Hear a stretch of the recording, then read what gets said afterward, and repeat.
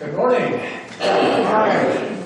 I appreciate the distinct honor of being asked to speak before this body of UUs, knowing it is certainly not without its challenges, nor should it be. Not only is it a test of one's temerity, but also of one's self-confidence. There is little possibility one will find complete agreement on a reflection when there is such a largesse of perspicacity concentrated upon one person's ideas, even on a fine summer Sunday morning. So with no small measure of apprehension and a great deal of hope in saying something that merits your attention, I shall proceed. One sure way of accomplishing approval is to quote statements of great thinkers and writers whose work has met with approval and admiration over the years. Before I begin with quoting selections from several thinkers and writers whose work has struck me as pearls of wisdom and consolation as I have lain at reading in bed at night, I want to express a thought or two regarding what is actually happening as I speak, and that is the Sunday morning reflection. I have been present at Sunday presentations since 1956 in 3 different Unitarian or UU churches in Fort Worth and across the country, and I wish to share an observation with our members that I think is worth thinking about. The gist of it is the nature of the reflections. Over the years, the seriousness of the subject matter has changed considerably. They are now less critical, less challenging, less provocative, more consoling, more reassuring.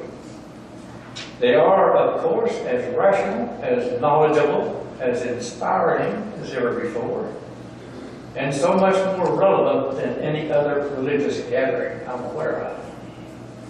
However, I do sincerely miss reflections on the many serious problems that concern us and all the people in our country with too little health care, criminally disparate incomes, a public transportation system decades behind other countries, a media owned by 5 or 6 monopolistic corporations, an executive, legislative, and judicial government owned by millionaires and billionaires, a bigger military than the next 26 countries combined, a spy agency that records every single phone call and email, etc., etc. I know you all know all the woes we fully realize. One of my favorite Unitarian ministers of the past was a friend of Abraham Lincoln and an ardent abolitionist, Theodore Parker. Parker said this of his Unitarianism in that day: the church should be the means of reforming the world. It should therefore bring up the ideas of the times and the sentiments of the times and the action of the times and judge them by the universal standard.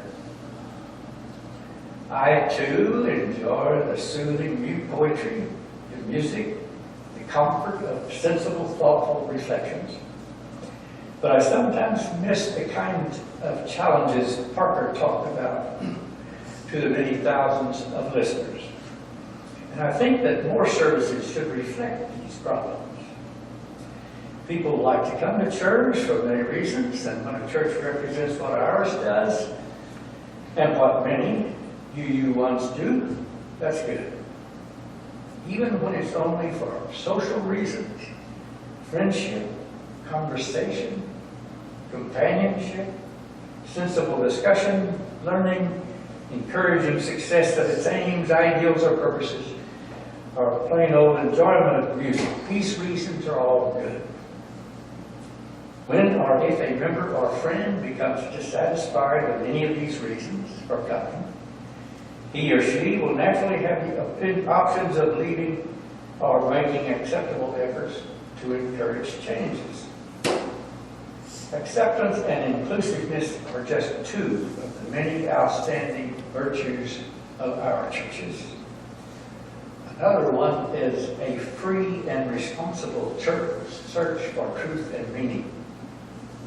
It is the juxtaposition of these two ethical ideals that today poses a problem. There is no question of the validity, the love, the fairness, or the goodness of acceptance.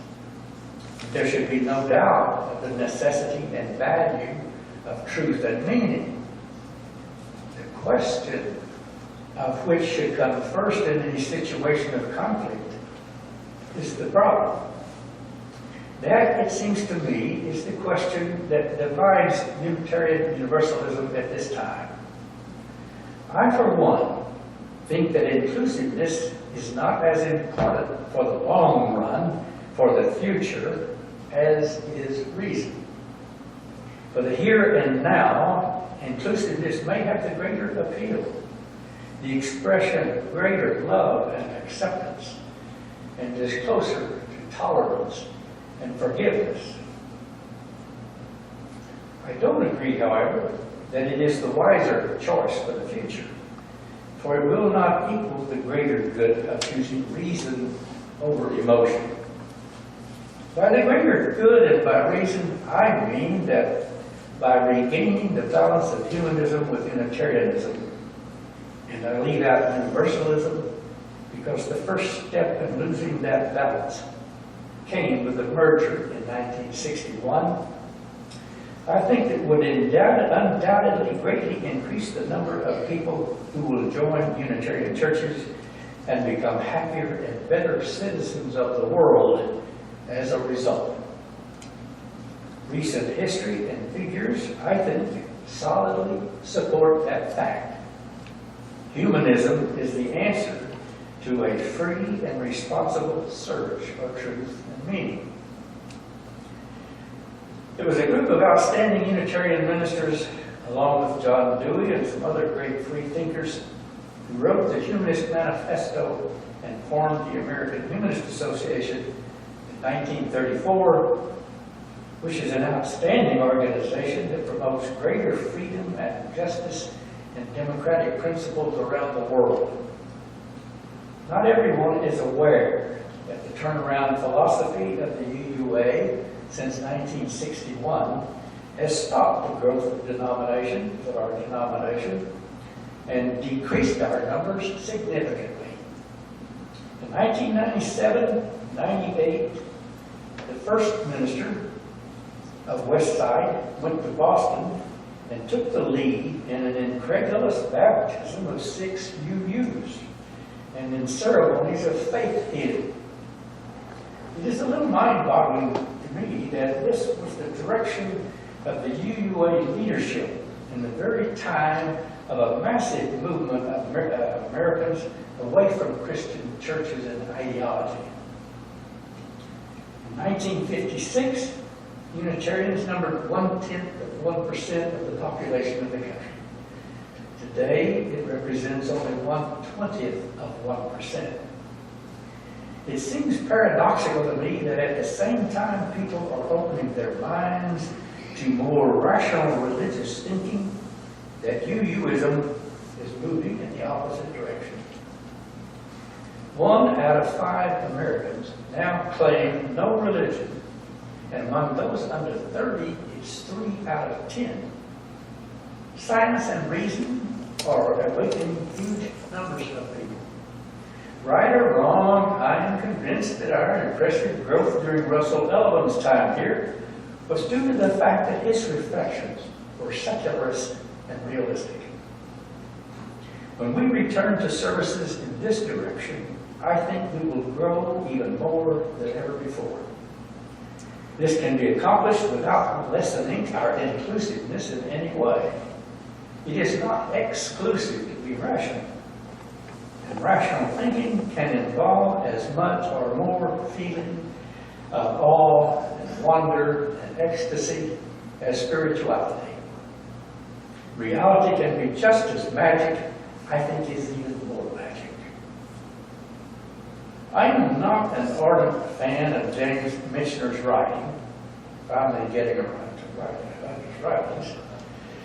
And I have read only 4 of his novels, but 4 is a lot for most authors, but not for Michener. But I have gained greater respect for him since reading his autobiography several years ago. The World is My Home. On top of his prodigious writing efforts, Michener found time during his life to serve on many governmental committees and panels by requests of the President and good congressional leaders. Some other interesting things gleaned from this book. One, from an avid love of art as a child, he developed a keen ability to appraise good artwork and built a collection over the years that has been recognized by authorities in the field as very professional and valuable.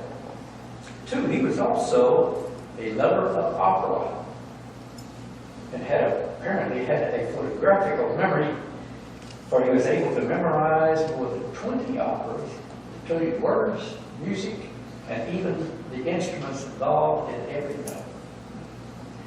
Here is one interesting revelation of himself that I think bears repeating. He said, "I decided that I was both a humanist and a liberal, each of the most dangerous and vilified type. So I shall be increasingly until I die. I am a humanist because I think humanity can, and with moral guidance, create reasonably decent societies. I am terrified of restrictive religious doctrine, having learned from history that when men who adhere to any form of it are in control, common men like me are in peril. I do not believe that pure reason can solve the perpetual problems unless it is modified by poetry and social vision. A charge that can be lodged against me is that I am a knee-jerk liberal, for I confess to that sin. When I learned that funds for a library have been diminished almost to the vanishing point, I knee-jerks. When the free flow of ideas is restricted, when health services are denied whole segments of our population, when universities double their fees, my knee jerks. And when I learned that all the universities in Texas combined graduated 2 teachers qualified to teach calculus, but more than 500 trained to coach football, my knee jerks. And I hope never to grow so old or indifferent that I can listen to wrong and immoral choices being made without my knees flashing a warning. Why does it jerk? To alert me that I have been passive and inattentive too long, to remind me that one of the noblest purposes for which human beings are put on earth is to strive to make their societies better, to see to it that gross inequities are not perpetuated. And to halt them requires both effort and financial contributions, usually in the form of taxes. The best expenditure of money I have made in my life has not been for what made me either happier or more comfortable, but for the taxes I have paid to the various governments under which I have lived. In general, governments have spent their share of my money more wisely and with better results than I have spent my own. And one aspect of my life about which I am most ashamed is that I spent most of a decade living in 3 states that had no state income tax: Texas, Florida, Alaska. And the deficiencies that the first 2 suffered because of that fact were evident daily. Unlike states like New York, Massachusetts, and California that do tax and try to spend their income wisely. One of the sickest economic preachments has been the trickle-down theory. If you allow the very rich to make as much money as they can without governmental restraint, they will magnanimously allow some of their largesse to trickle down to the peasants below.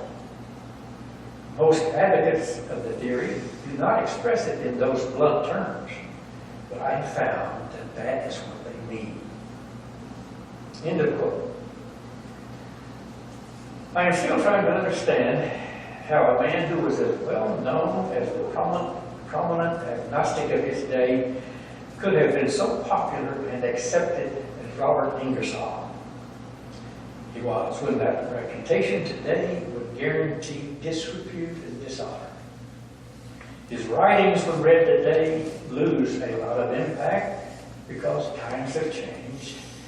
His work involved continual fighting with really old-time religion, particularly those practices and extremes that churches today have adroitly eliminated, such tortures, hour-long sermons, labeling pleasure of any kind as sinful, concentration on fear and torments of hell, awaiting the slightest slip, denigration of women, and many other cruelties so associated with a loving God. Today, of course, some churches build their own gymnasiums, bowling alleys, and other entertainments I'm not completely aware of. Hell is mostly an embarrassing topic, seldom mentioned.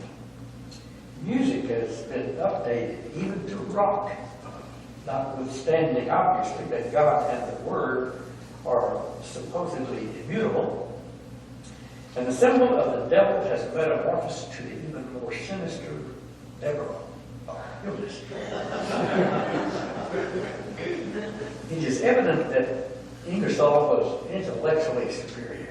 He was recognized and feared by those who opposed him, and very few ministers would ever brave a debate with him. His knowledge and memorization of the Bible were unequaled, even by the leading preachers of that day. Because he was also highly ethical, such a happy family man, and a leading popular man in community, in politics, and in the nation, nothing defamatory could ever be successfully brought against him. A major concern in his writing and speaking that I am sure was highly unusual in its time was a recognition of the abominable treatment of women, both by custom and laws as well as religions. He continuously inveighed against this injustice and loudly demanded respect and appreciation for the rights of women. Here is a short example of the many incisive and lucid analyses he made of Christianity from his talk, called Some Reasons Why I Am a Freethinker. Well, religion is supposed to consist in a discharge of the duties we owe to God. In other words, we are taught that God is exceedingly anxious that we should believe a certain thing. For my part, I do not believe that there is any infinite being to whom we owe anything. The reason I say this is we cannot owe any duty to any being who requires nothing, to any being that we cannot possibly help, to any being whose happiness we cannot increase. If God is infinite, we cannot make him happier than he is. If God is infinite, we can neither give nor can he receive anything. Anything that we do or fail to do cannot in the slightest degree affect an infinite God. Consequently, no relations can exist between the finite and the infinite, if by relations is meant mutual duties and obligations. Unquote. I have recently run across another brief example of Ingersoll's writing that should particularly interest us. It's from a talk he gave to a dinner club of a Unitarian church of his day in 1892. In the talk, he said these words: "Let me say that I have great respect for the Unitarian Church. I have great respect for the memory of Theodore Parker. I have great respect for every man who has assisted in relieving the heavens of an infinite monster. I have great respect for every man who has helped to pull out the fires of hell. In other words, I have great respect for every man who has tried to civilize my race." Unitarian Church has done more than any other church, and maybe more than all other churches, to substitute character for creed and to say that a man should be judged by his spirit, by the climate of his heart, by the autumn of his generosity, by the spring of his hope. That he should be judged by what he does, by the influence that he exerts, rather than by the mythology he may believe. Unquote. I suppose with one last quotation, this one, a critical evaluation of the leadership of our UUA by Michael Warner, an ardent humanist and UU, the past president of the American Humanist Association, the founder of the SMART program, recovery program that we have here in our church once a week, and an officer of many other UU organizations. He wrote this: a religion based on radical egalitarianism and radical inclusiveness, trying to placate everyone, has resulted in the abandonment of the responsible search for truth and meaning in favor of self-censorship. A religion offering only intentional communities is a poor substitute for answering the fundamental questions of existence. Feel-good religion is like a quick hit of cocaine, producing an ecstatic buzz, then a quick letdown. The short-term rewards are great, but it still leaves one hungry for something more substantial in the long run. We have become superficial dilettantes, nervously moving between many traditions, all the while our hearts long for an integrated whole view of life that matches with reality. Unquote. As you are obviously aware, I have selected my quotations for this talk for a purpose, a personal view of how I see UUism. In so doing, I hope I haven't offended anyone, nor have been boring. This church and the two other Unitarian and UU churches I have been a member of have been the source of my greatest learning, my greatest friendships, and my greatest enjoyment of life. In any group of human beings, the larger group, the more true, there will be a measure of disagreement. But I have found that, at least for me, there is more tolerance, more kindness, more understanding in a UU church than in any other group I have ever experienced. I thank all of you for all the wonderful gifts of friendship I have received. Thank you. And now let's turn to page 90, is it?